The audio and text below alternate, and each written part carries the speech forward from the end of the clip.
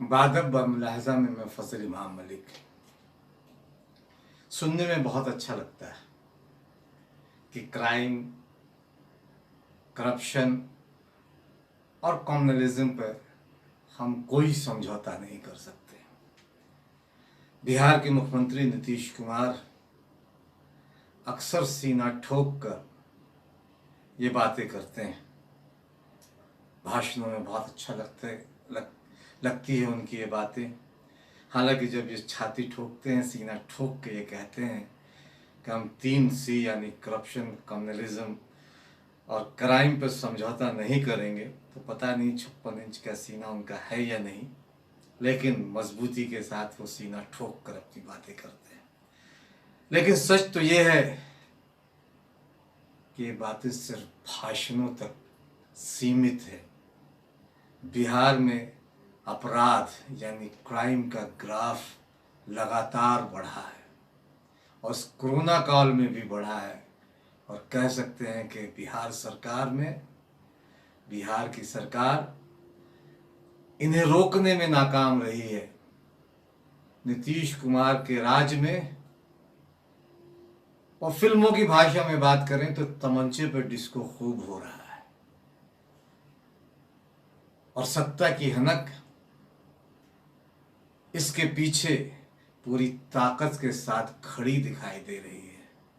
जदयू के विधायक कई मजदूरों को भला बुरा कह रहे हैं, उनके बाप तक पहुंच जा रहे हैं। अफसरों में की सामंतशाही एक अलग नज़ीर पेश कर रही है, जहां मजदूरों को मारा पीटा जाता है, माँ बहन की गालियां दी जाती है। तो एक खुली छूट सत्ता ने अपने विधायकों को दे रखी है। एक विधायक मजदूरों को गालियां देते हैं, खरी खोटी सुनाते हैं, दूसरा विधायक लोगों की हत्या कर देता है सरेआम बीच बाजार। सत्ता उसके साथ खड़ी दिखाई देती है। हालांकि खबरें जो आई हैं उसमें कहा गया है कि नीतीश कुमार इससे बहुत नाराज हैं, लेकिन गोपालगंज में सरे शाम जिस तरह से गोलियों की तड़तड़ाहट गूंजी, 3 लोग मारे गए, एक व्यक्ति बुरी तरह घायल है, और बिहार में तो लोग इसे नरसंहार का नाम दे रहे हैं, लेकिन हत्या हुई और कई हत्याएं रोज हो रही हैं। इस कोरोना काल में भी रोज हो रही है। 3 लोगों की मौत हुई, 3 लोगों की गोलियों से भून दिया गया है, चौथा व्यक्ति जिंदगी और मौत की लड़ाई लड़ रहा है। लेकिन पूरी सरकार और पुलिस तमाशबीन बनी हुई है।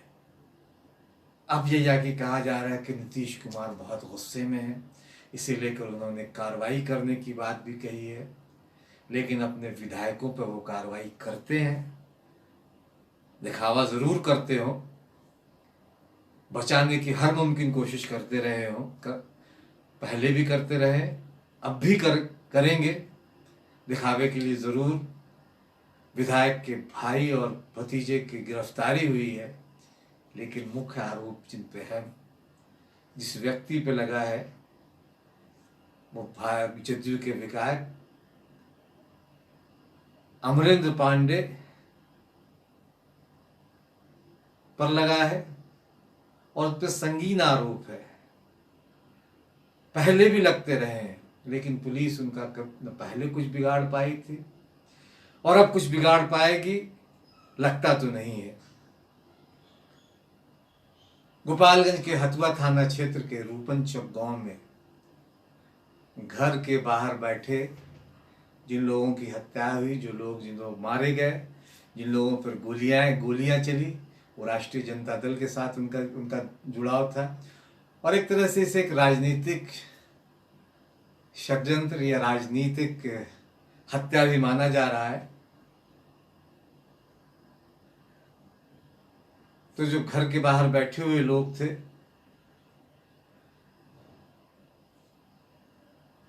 उन पे गोलियां चलाई गई। जेपी चौधरी नाम के राष्ट्रीय जनता दल के नेता और उनके परिजनों पर अंधाधुंध फायरिंग की गई। फायरिंग में चौधरी जी के माता पिता की ने तो घटनास्थल पर ही दम तोड़ दिया। हत्यारों ने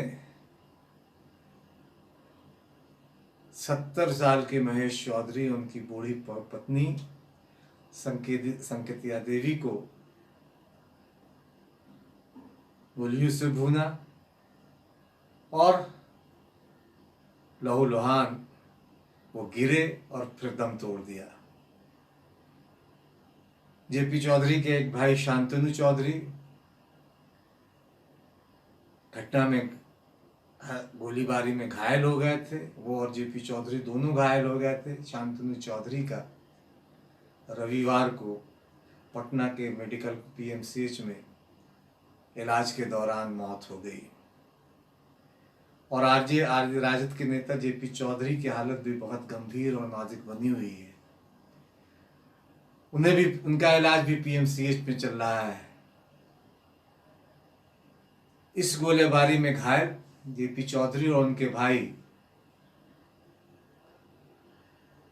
ने शाम में ही, यानी शनिवार की शाम में पुलिस को जानकारी दी थी। बताया था कि कुचायकोट के जनता दल यू के विधायक अमरेंद्र पांडे और पप्पू पांडे, विधायक के बड़े भाई सतीश पांडे और उनके बेटे जो जिला पार्षद हैं मुकेश पांडे ने इस घटना को अंजाम दिया।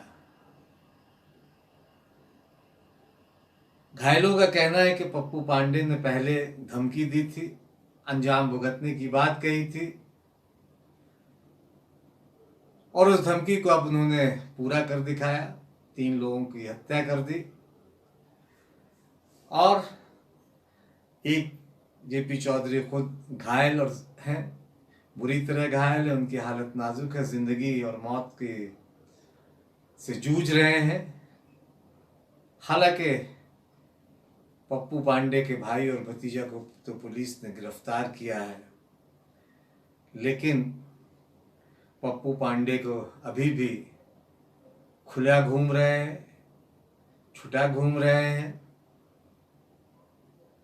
उनके खिलाफ पुलिस क्या एक्शन लेगी? फिलहाल कई तरह के इस पे विराम लगे हुए हैं, कई सवाल हैं। सियासी गलियारे में इस बात की भी चर्चा है कि अमरेंद्र पांडे और नीतीश कुमार का बहुत नज़दीक याराना है, बहुत नज़दीकी है। तो जाहिर है कि नीतीश कुमार, विपक्ष भी ये कह रहा है और सियासी गलियारे में भी इस बात की चर्चा है कि नीतीश कुमार अपने विधायक को बचा ले जाएंगे। कभी उनके खासम खास अनंत सिंह भी रहे थे, अपने बाहुबली वो भी थे, उन पर भी कई तरह के मुकदमे हैं। और नीतीश कुमार से लेकर सुशील कुमार मोदी और मंगल पांडे तक की तस्वीरें जिस तरह से सार्वजनिक हैं और अनंत पांडे के साथ नीतीश कुमार के जिस तरह के संबंध रहे हैं, वो अपनी कहानी है, वो कहानी। तो इस तरह की याराना, इस तरह की दोस्ती रखने में नीतीश कुमार को महारत हासिल है। लेकिन ये भी सही है कि काम निकलने के बाद नीतीश कुमार इन्हें दरकिनार करने में भी समय नहीं लगाते हैं। लेकिन फिलहाल अभी अमरेंद्र पांडे यानी पप्पू पांडे से उनकी खूब क्षंति है, खूब याराना है। तो जाहिर है कि वो उन्हें हर तरीके से बचाने की कोशिश करेंगे। हालांकि जो बात सत्ता के गलियारे से छन के आ रही है, वहाँ नीतीश कुमार भड़के हुए भी हैं, गुस्सा में भी हैं और शायद यही गुस्सा का नतीजा है कि चुपचाप घंटों तमाशा देखने वाली पुलिस, तमाशाई बनी पुलिस ने घंटों बाद उनके भाई अमरेंद्र पांडे के भाई और भतीजे को गिरफ्तार किया है। लेकिन इस बीच पुलिस की जो फजीहत हुई, सरकार की जो किरकिरी हुई और सरकार पे जो निज़ाम जिस तरह से चला रहे हैं नीतीश कुमार, उस पर सवाल तो लगातार उठ रहे हैं। अपराध बेलगाम बढ़ रहे हैं। जंगल राज नहीं, महाजंगल राज है बिहार में। लेकिन नीतीश कुमार मस्त है, उनकी अंतरात्मा सोई हुई इस महाजंगल राज में बहुत कुछ करने का ढोंग रच रही है और कुछ नहीं कर रही है। इस बीच बांका से एक दूसरी खबर आई। राष्ट्रीय जनता दल के विधायक हैं बेलहर से रामदेव यादव, उन पे जानलेवा हमला हुआ। बदमाशों ने उन्हें पीटा, उनके अंगरक्षकों को पीटा। पुलिस हालांकि इस मामले में भी छानबीन कर रही है और आरोपियों की तलाश कर रही है। रामदेव यादव का कहना है कि वह बांका से बेलहर जा रहे थे अपने यानी विधानसभा क्षेत्र। रास्ते में कुछ असामाजिक तत्वों ने उनके ऊपर अचानक हमला किया। उन्होंने बताया कि उनके अंगरक्षक को पीटा गया। जाहिर है कि पुलिस और प्रशासन पूरी तरह बिहार में नाकाम है। मजदूरों पर उनकी धौंस चल रही है। मजदूरों पे लाठियां बरसा रहे हैं, मजदूरों को कमरे में पीट रहे हैं, मजदूरियों को माँ बहन की गालियां दे रहे हैं। लेकिन अपराधी मस्त है और सरकार पस्त है। याद करें, बिहार के उप मुख्यमंत्री सुशील कुमार मोदी ने एक बार गया में कहा था, पितृपक्ष शायद तब शुरू हो रहा था, कि 15 दिनों के लिए अपराधियों से हाथ जोड़ के, अगर उनके ठीक ठीक शब्द तो याद नहीं है, लेकिन उनका लबोलुआब यही था कि 15 दिनों तक अपराधी अपराध ना करें। तो ये सरकार का निजाम है।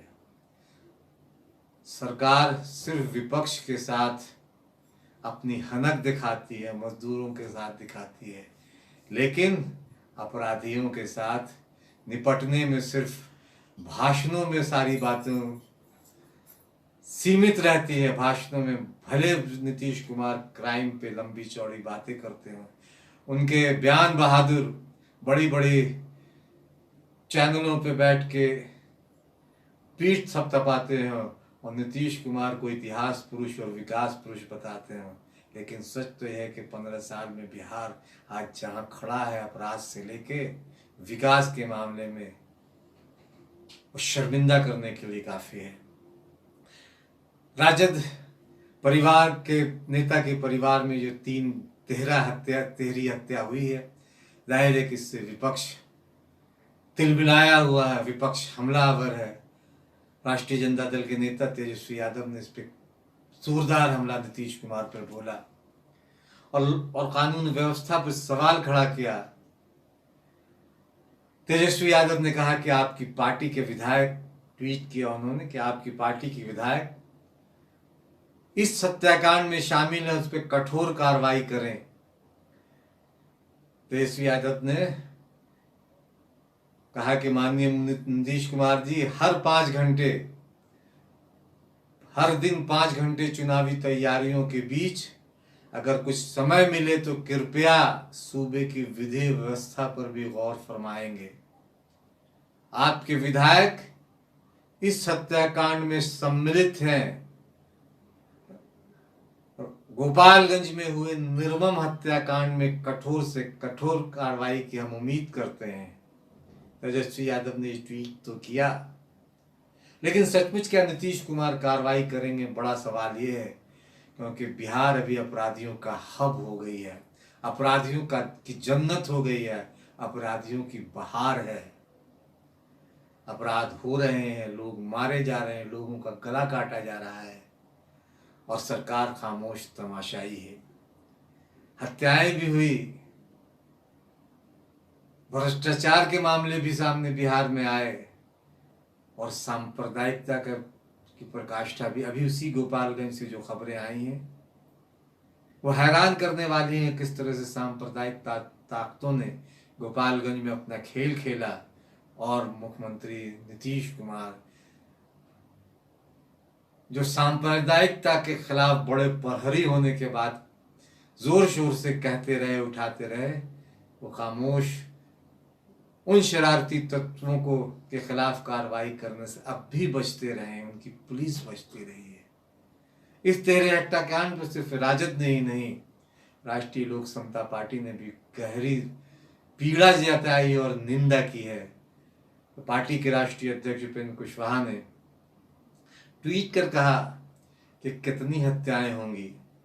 ऐसा प्रतीत हो रहा है कि मुख्यमंत्री नीतीश कुमार की डबल इंजन सरकार ने अपने विधायकों को हत्या करने की खुली छूट दे दी है। चुनावी समर से पहले उन अपने विधायकों को लोगों को मारने की छूट दे दी है। कोविड-19 संकट से उबरने में डबल इंजन की सरकार ही तो पूरी तरह फेल है ही। अमला तो जमींदोज है ही, अमला तो सामंतशाही रवैया अपना ही रहा है, लेकिन सरकार खामोश हाथ पे हाथ धरे बैठी है। जाहिर है कि विपक्ष घेर रहा है। बिहार में सरकार चरमराई हुई है, न मजदूरों की सुध ले रही है, न अपराध पर अंकुश लगा रही है। पता नहीं उच्च स्तरीय समीक्षा किस बात की नीतीश कुमार रोज कर रहे हैं, ये समझ से परे है। लेकिन मजलूमों, बेकसों और मजबूरों की आहें बेकार नहीं जाती है। मजलूमों के आंसू, मजबूरों की आहें तानाशाहों के महलों को हिलाकर रख देती हैं। और यहाँ तो लोकतंत्र है। सत्ता जिस तरह का खेल बिहार में खेल रही है, आवाम जिस तरह से पिस रही है, और आवाम की आंखों की आंसू सत्ता को नजर नहीं आ रहे है, कह सकते हैं कि कैसा ये सुशासन है। न पानी है, न राशन है, अपराधियों का बोलबाला है, चोरी है, घोटाला है, और बिहार में ये 15 साल नीतीश कुमार के बिहार बदहाल है। सवाल कई है, लोगों को भी सोचना होगा कि इन 15 सालों में बिहार विकास से कितना आगे गया या कितना पीछे गया। अपराध पहले कहाँ था और आज कहाँ है, भ्रष्टाचार पहले कहाँ था और आज कहाँ है, इस पर गंभीरता से सोचने होगा। आप भी सोचें, और अगर ये बात अच्छी सच्ची लगी हो तो इसे लाइक, शेयर और सब्सक्राइब करें।